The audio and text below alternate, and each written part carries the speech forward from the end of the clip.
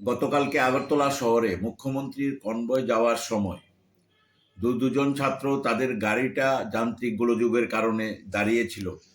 মুখ্যমন্ত্রীর কনভয় নাকি নিরাপত্তার কারণে সেই দুজন ছাত্রকে থানায় নিয়ে গিয়ে যেভাবে টর্চার করা হয়েছে, আমরা সংবেদনশীল মানুষ যারা এই রাজ্যে, তারা কেউ এই ঘটনা মেনে নিতে পারছে না। এটা মুখ্যমন্ত্রীর নিরাপত্তার নামে আগরতলা শহরের মানুষের উপর ধারাবাহিকভাবে অত্যাচার চলছে। এটা আজকে নতুন কিছু নয়।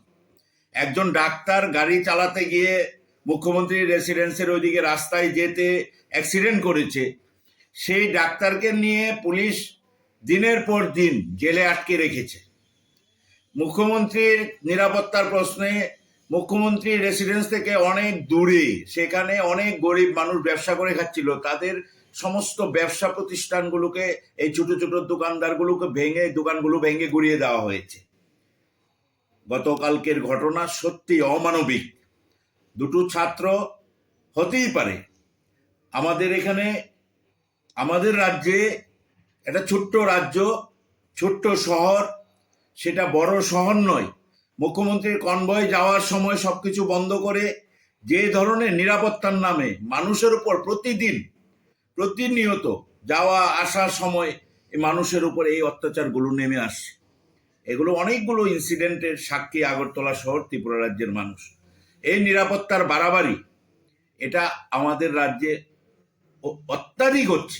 আমরা চাই এই দুজন ছাত্রকে যারা নিয়ে থানায় টর্চার করেছে, সেই সব পুলিশ আধিকারিকদের এক্ষুনি বরখাস্ত করতে হবে, এক্ষুনি তাদের বিরুদ্ধে ব্যবস্থা নিতে হবে। এই নিরীহ ছাত্ররা এখানে পড়াশোনা করে আগরতলা শহরে থাকে, তাদের উপর এই ধরনের মুখ্যমন্ত্রীর নিরাপত্তার নামে তাদেরকে থানায় নিয়ে মারধর করা, এটা সম্পূর্ণ অযৌক্তিক। এই ধরনের কাজকে কিছুতেই প্রশ্রয় দেওয়া যায় না। আমরা চাই যেসব পুলিশ আধিকারিক বা যারাই এর সঙ্গে জড়িয়ে আছে, সেই সব পুলিশ আধিকারিকদের এক্ষুনি দৃষ্টান্তমূলক শাস্তি দেওয়া হোক এবং তাদেরকে বরখাস্ত করা হোক।